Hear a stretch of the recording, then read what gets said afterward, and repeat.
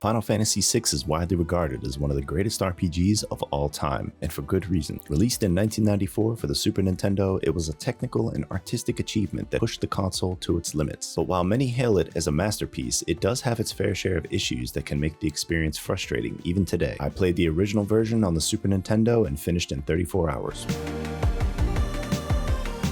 Final Fantasy VI boasts a cast of 14 playable characters, each with their own backstories, unique abilities, and narrative arcs. This variety adds a layer of richness and replayability that few other games of the era could match. Unique characters like Terra the Magical Being, the Tragic Cyan, and the GOAT, Sabin. The cast is memorable and impressively diverse. But what really makes the gameplay shine is the battle system, which I think is the best on the Super Nintendo. The ability to switch between single and multi-target spells on the fly adds a tactical layer most turn-based RPGs didn't offer at the time. Add to that the strategic depth of the Espers. Collecting and managing Espers isn't just about unlocking powerful magic, it's a system that offers players a huge number of ways to build their characters. Learning spells, manipulating stats, and assigning relics to tweak your party's playstyle makes for one of the most engaging progression systems on the SNES. There are tons of relics to find, and they fundamentally alter how each character performs in battle. You can focus on offense, defense, support, or gimmick builds, depending on what you equip. This flexibility and customization adds a lot to the game's replay value. The visuals still hold up surprisingly well too. Detailed sprite work and expressive animations give life to the world and its characters. The soundtrack is easily one of the best in the franchise, if not the genre. From Terra's theme to Dancing Mad, this was Nobuo Uematsu in his peak form, and the music elevates nearly every moment.